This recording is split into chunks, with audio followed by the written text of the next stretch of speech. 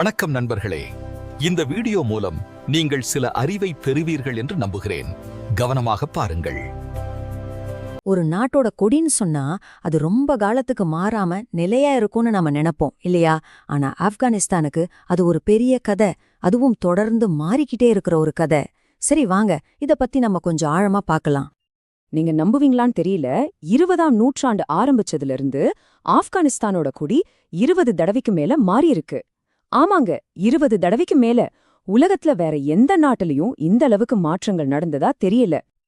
அப்போ இதுக்கு என்ன அர்த்தம்? யோசிச்சு பாருங்க. இந்த கொடி ஒரு நிலநடுக்கத்தை அளக்கிற கழுவி மாதிரி. ஒவ்வொரு தடவையும் நாட்டுல ஒரு அரசியல் பூகம்பம் வந்தாலும் சரி, இல்ல ஒரு பெரிய சித்தாந்த போர் நடந்தாலும் சரி, டக்குன்னு அதோட தாக்கம் இந்த கொடியில பதிவாகிடுது. சரி வாங்க, இந்த கதையை நம்ம ஆரம்பத்துல இருந்தே பார்ப்போம். இந்த 20ஆம் நூற்றாண்டு குழப்பங்கள்லாம் வர்றதுக்கு முன்னாடி ஆப்கானிஸ்தானோட சின்னம் ரொம்ப எளிமையா ஆனா ரொம்ப சக்தி வாய்ந்ததா இருந்துச்சு. அதுதான் அதோட அசல் கருப்பு கொடி. வரலாற்றுல பின்னோக்கி போனா ஆப்கானிஸ்தானோட கொடி முழுக்க முழுக்க கருப்பு நிறத்துல தான் இருந்துச்சு.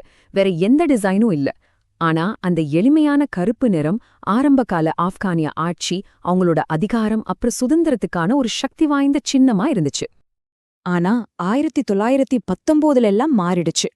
பிரிட்டிஷ் கட்டுக்காட்டுல இருந்து முழு சுதந்திரம் கிடைச்சதுக்கு அப்புறம் ஒரு பெரிய திருப்புமுனை ஏற்பட்டுச்சு. இங்கிருந்துதான் அந்த நாட்டுக்கொடி ஒரு நவீன தேசத்தோட சிக்கலான சின்னமா மாற ஆரம்பிக்குது.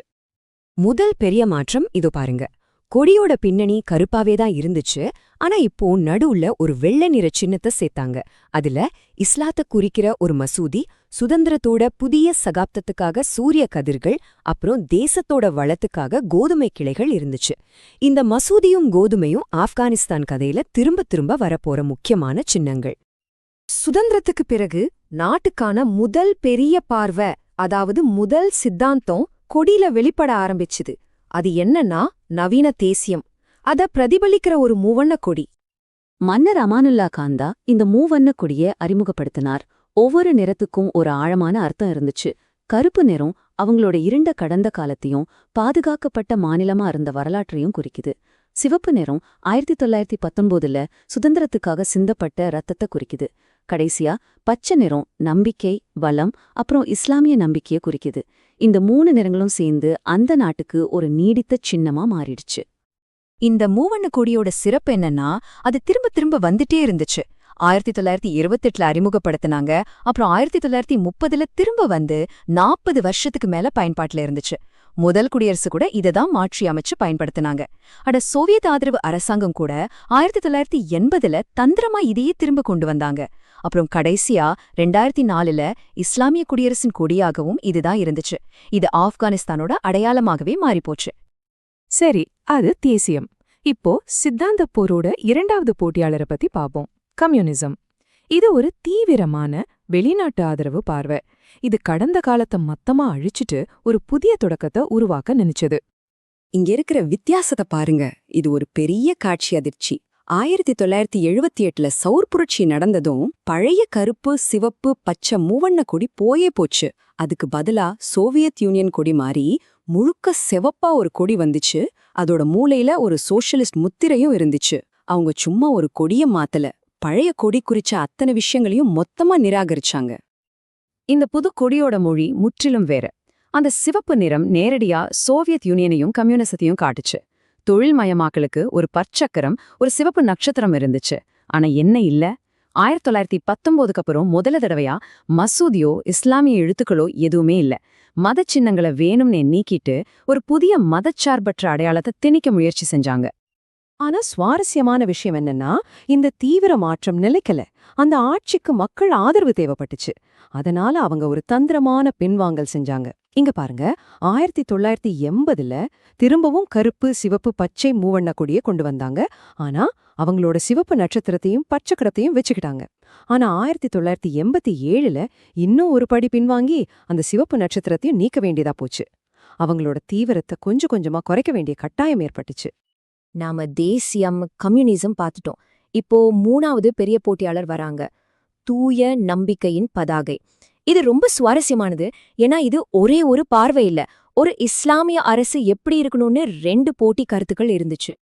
நாம முன்னாடி போறதுக்கு முன்னாடி ஷாஹாதானா என்னன்னு தெரிஞ்சுக்கணும். அது இஸ்லாமிய நம்பிக்கை பிரகடனம். கடவுளைத் தவிர வேறு தெய்வம் இல்லை, முஹம்மது கடவுளின் தூதர். இது இஸ்லாமோட மிக முக்கியமான அடிப்படை. இதுதான் இப்ப கொடியோட முக்கிய ஒரு கட்டத்துல ஒரே சின்னமா மாறப்போகுது.